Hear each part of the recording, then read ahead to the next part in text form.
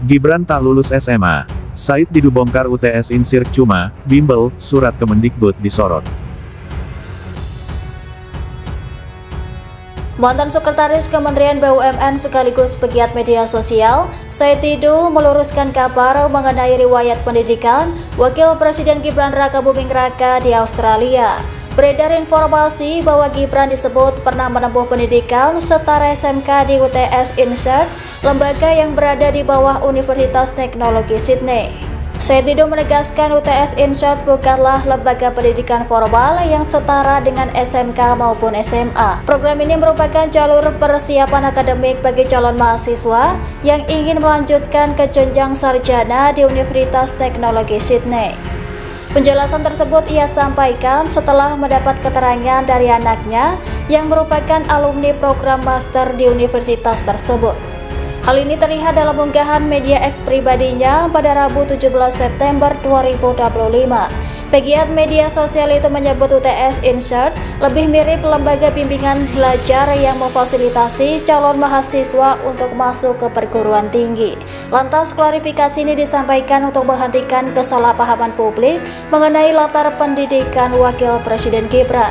Pasalnya belakangan ini riwayat pendidikan Gibran menjadi perbincangan hangat di media sosial hingga memicu berbagai spekulasi. Saya akan bacakan SD, SMP, Ocit Secondary School Singapura 2002 tahun akhir sampai 2004, 2007 UTS Insert Sydney 2004 sampai 2007, MDIS Singapura 2007 tahun berapa? Sampai 2010. Oke, ada yang tidak klop di sana. Sudah jelas salah cetak. Ini artinya SMA di universitas. Iya, SMA-nya di universitas. Oke.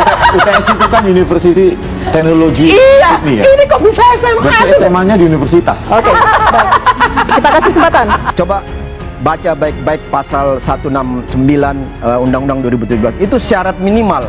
Sementara Gibran itu memasukkan lulusan sarjana dari UTS di Sydney, Australia. Itu SMK. Dengar dulu, itu sarjana ya. Jadi begini, memahami hukum itu ketika syarat minimal terlampaui, maka yang berlaku itu adalah syarat maksimal. Artinya gini, syarat minimalnya di aturan itu minimal SMA. Masuk itu ijazah SMA dan ijazah sarjana. Nanti saya terangkan kalau boleh. Poinnya Anda mau bilang sudah ada gugatan perdata, dia juga oleh Pak Subhan SHMH ke Pengadilan Negeri Jakarta Pusat. Nah, di situ memang menarik karena kan sesuai dengan Undang-Undang Pemilu nomor 7 tahun 2017 dan sesuai dengan peraturan KPU minimal kan SMA. Nah, sekarang kita lihat ijazah SMA-nya Gibran tuh mana?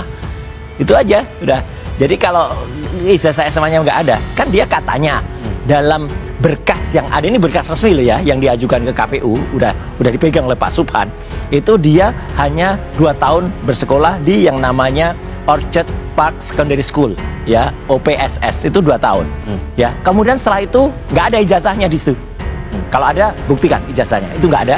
Tiba-tiba dia kemudian ke UTS, ke University Technology of Sydney. Jangan dibayangkan UTS itu dia masuk institut, enggak, itu hanya kayak kursus, itu hanya program matrikulasi namanya Insert, dan itu dituliskan dalam lampirannya itu ada 3 tahun. Padahal enggak, dia tuh hanya 6 bulan di situ. Itu ada buktinya, dia hanya 6. Dan kok pegang bukti itu? Pegang. Dan kok tiba-tiba Dirjen Dikdasmen, Direktorat Jenderal Pendidikan Dasar Menengah itu mengeluarkan surat penyetaraan setara dengan SMK. Ini kan dagelan Sri Mulat gitu. Jadi artinya program Insert kayak kursus, misalnya kita kursus di salah satu kursus masuk perguruan tinggi lah atau matrikulat, tiba-tiba dapat ijazah SMK gitu. Itu tahun kan aneh. 2006. Dan itu baru penyetaraannya itu tahun 2019. 13 tahun sesudahnya. Ini kan guyonan lagi nih. Apa-apa nih ijazah tahun 2006 disetarakan 2019. Ini pasti ada yang aneh atau pasti ada sesuatu. Ini ada data yang kita temukan merupakan data yang dimasukkan ke KPUD Surakarta saat Gibran mendaftar untuk menjadi calon wali kota Solo pada saat itu. Ini adalah surat keterangan dari Kemendikbud yang menyatakan bahwa Gibran pendidikannya adalah Sekolah Menengah Kejuruan Akuntansi dan Keuangan. Karena Gibran telah menyelesaikan pendidikan grade 12 atau setara dengan sekolah menengah atas di Australia, yaitu di UTS Insert Sydney, Australia. Oke, di sini poinnya. Surat keterangan tersebut saya langsung katakan itu surat palsu. Kenapa? Karena kalau mengacu kepada pendidikan di UTS Insert Australia, itu tidak ada UTS Insert mengadakan program grade 12 atau setara SMA. Jadi harus dibedakan antara UTS Insert dengan UTS. UTS itu University Technology of Sydney di Australia sana. Dan UTS Insert itu hanya sebuah lembaga persiapan untuk orang-orang asing dari luar Australia yang mau masuk ke Australia nih, dimana di situ dia akan belajar tentang budaya orang Australia bagaimana, bahasa accentnya bagaimana, accent Australia bagaimana. Jadi UTS Insert itu hanya pathway. Pathway itu jalan masuk untuk menuju Universitas Teknologi Sydney. Sama sekali tidak ada hubungannya dengan Universitas Teknologi Sydney. Ya, di situ yang harus kita pahami. Nah, Mas Roy harus dengar juga ya. Pertama, ada adigium yang berlaku bahwa fitnah dan kebohongan yang terus-menerus direproduksi, diulang-ulang terus-menerus, itu diyakini oleh orang-orang tidak terdidik sebagai sebuah kebenaran. Nah, ini yang kita takutkan. Mas Roy terus mereproduksi hal-hal seperti ini, itu masyarakat suatu saat akan yakin apa yang disampaikan Mas Roy, padahal itu semua kebohongan dan fitnah. Saya mau mengatakan begini. Pertama, soal kasus ijazah Mas Gibran ya. Mas Gibran itu sudah melewati 2 kali pendaftaran kontestasi pemilu. Ketika menjadi wali kota Solo lewat verifikasi KPUD, masuk menjadi calon cawapres melewati verifikasi KPU Pusat. Nah, kemudian di Undang-Undang Pemilu nomor Undang-Undang nomor 7 2017 pasal 169 yang tadi coba diintrodusir oleh Mas Roy itu bunyinya itu salah satu ayat di situ bahwa persyaratan menjadi capres dan cawapres adalah minimal tamatan SMA, madrasah dan yang disederajatkan.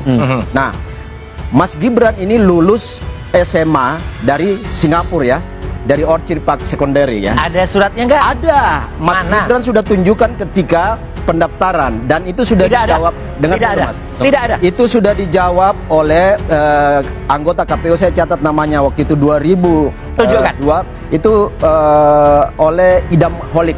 Bohong bahwa sudah diverifikasi masuk. Makanya diketukkan palu persyaratan itu. Kemudian jadi gini, coba baca baik-baik pasal 169 Undang-Undang 2017 itu syarat minimal. Sementara Gibran itu memasukkan lulusan sarjana dari UTS di Sydney, Australia. Itu SMK.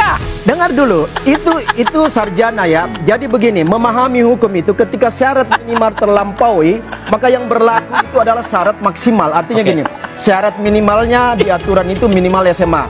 Masuk itu ijazah SMA dan ijazah sarjana. Nanti saya terangkan kalau boleh bega. Poinnya Anda mau bilang bahwa ini salah besar. Oke, Bung Roy. Salah besar. Ada surat keterangan, ini ada buktinya. Nomor 9149 DDIKS 2019 yang menerbitkan surat penyetaraan yang disebut UTS tadi yang katanya di S1 itu bukan S1, itu kursus setara matrikulasi masuk ke perguruan tinggi dan dia tidak lulus. Loh, kok nggak lulus? Ada ijazahnya kok. Loh, ijazahnya mana? Nggak ada. Loh, udah ditunjukin oleh Mas Gibran. Tidak. Mas Gibran tunjukin ijazahnya dari Singapura dan dari Australia. Lengkap semua. Ijazah dari Singapura itu ada. MDIS. Itu ijazahnya harusnya MDIS, 2 logo MDIS dan Bradford. Ijazahnya tuh Bradford. Jadi dia salah beli ijazahnya. Loh, pokoknya gini ya, salah. Oke, nggak apa-apa. Ini kita tunggu saja nanti pada saat sidang. Dan pada saat sidang perdata, kalau pengadilannya benar dan jujur sekali lagi, dia tidak akan meng-NO-kan. Siapa tahu dia kalau nggak berani dia NO. Tapi yang jelas apa? Biar publik tahu, Mas. Biar masyarakat juga tahu bahwa ini bodong semua. Nah, ini surat keterangannya tuh juga aneh. Berkaitan dengan tidak memenuhi persyaratan. Nah, kalau kalau seorang presiden atau wakil presiden itu tidak memenuhi persyaratan, itu konsekuensinya cukup serius, Mas Agung. Kenapa? Karena di dalam konstitusi kita, di dalam pasal 7A itu, seorang presiden dan atau wakil presiden itu kalau terbukti tidak memenuhi persyaratan, itu bisa diberhentikan dalam masa jabatan. Jadi masa jabatannya tidak sampai selesai, tapi bisa diberhentikan. Saya ingin mengutip Buya Hamka. Buya Hamka pernah berkata, keberanian paling hakiki adalah keberanian mengadili apa yang menjadi kesalahan diri sendiri, gitu ya. Ulangi coba, agak kurang keras tadi. Keberanian paling hakiki adalah keberanian untuk mengadili kesalahan diri sendiri. Orang ini tidak akan pernah sampai kepada Gibran omongan ini. Saya ingin menyampaikan, tidak banyak yang tahu, tetapi merasa tahu. Misalnya, sebagian besar di ruangan ini tidak tahu bahwa perkara putusan MK yang mengabulkan bahwa Gibran memenuhi syarat tidak pernah disidangkan dalam perkara pembuktian di MK. Kan pernah. Dari daftar langsung putusan.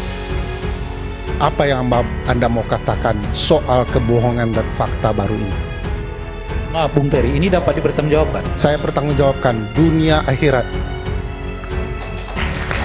Pertanyaannya, masihkah kita bermanis muka soal demokrasi? Saya paling menyedihkan, di dalam dunia politik itu terdiri dari 3 manusia saja. Satu yang pragmatis, satu suka menjilat, satu terus bertahan dalam idealisme kesepian, memperjuangkan apa yang dia yakini benar. Saya melihat banyak sekali anak muda-muda yang baru, ya, yang mencoba menjilat sekaligus pragmatis untuk mendapatkan keuntungan. Tapi di sisi lain saya percaya banyak anak muda yang sadar betul banyak haknya terlanggar.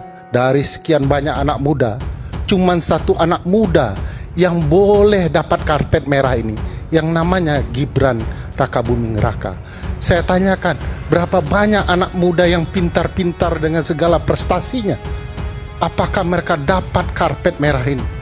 Banyak anak muda yang miskin, tapi tidak pernah punya kesempatan yang sama dari pelaku-pelaku kecurangan ini. Orkestrasi apa yang paling buruk menurut saya adalah mengorkestrasi konstitusi dan undang-undang untuk keuntungan pribadi keluarga sendiri.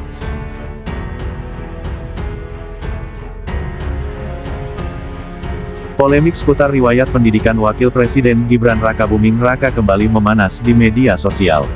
Kali ini, sorotan tajam datang dari mantan Sekretaris Kementerian BUMN, Said Didu, yang secara sensasional menyebut lembaga pendidikan Gibran di Australia, UTS INSIRC, bukanlah sekolah formal melainkan hanya sebuah bimbingan belajar, bimbel. Pernyataan ini sontak menggegerkan jagat maya dan mempertanyakan kembali keabsahan status pendidikan putra sulung Presiden Joko Widodo tersebut. Keriuhan ini bermula dari beredarnya sebuah surat berkop Direktorat Jenderal Pendidikan Dasar dan Menengah, Kementerian Pendidikan dan Kebudayaan, tertanggal 6 Agustus tahun 2019. Surat tersebut menyatakan bahwa Gibran telah menyelesaikan pendidikan grade 12 di UTS INSIRC, Sydney, dan dianggap memiliki pengetahuan setara dengan lulusan sekolah menengah kejuruan SMK di Indonesia. Namun, Said Didu membantah keras klaim tersebut. Melalui akun Twitternya @mesaid_Didu pada Kamis tanggal 18 September tahun 2025, ia mengaku memiliki bukti kuat bahwa UTS INSIRC berfungsi sebagai lembaga persiapan untuk masuk ke jenjang S1, bukan sebagai sekolah menengah atas. Anak saya alumni S2 UTS, menjelaskan ke saya Bu, UTS INSIRC bukan sekolah tapi semacam bimbel untuk masuk program S1 di UTS, ungkap Said Didu dalam cuitannya. Dengan dasar itu, ia merasa aneh jika surat keterangan lulus dari sebuah bimbel bisa disetarakan dengan ijazah kelulusan setingkat SMA atau SMK di Indonesia. Jadi menjadi aneh jika keterangan lulus UTS INSIRC dinyatakan setara dengan SMK, jelasnya. Cuitan Said Didu ini langsung disambar oleh ribuan netizen dan memicu perdebatan sengit. Kolom komentar dipenuhi dengan argumen pro dan kontra, mulai dari yang mempertanyakan keaslian ijazah hingga yang membandingkannya dengan kondisi pendidikan di Indonesia. Sebelumnya, pegiat media sosial Dr. Tifauzia Tias Suma atau Dr. Tifa juga ikut menyebarkan salinan surat dari Kemendikbud tersebut. Ia menuding surat itu diterbitkan untuk memuluskan langkah politik Gibran. Surat yang ditandatangani oleh seorang dirjen itu secara spesifik menyebut Gibran dianggap setara tamatan SMK Peminatan Akuntansi dan Keuangan. Hingga berita ini diturunkan, belum ada konfirmasi resmi dari pihak kementerian terkait soal beredarnya surat keterangan penyetaraan tersebut. Namun, pernyataan Said Didu telah berhasil membuka kembali kotak Pandora perdebatan mengenai latar belakang pendidikan sang wakil presiden.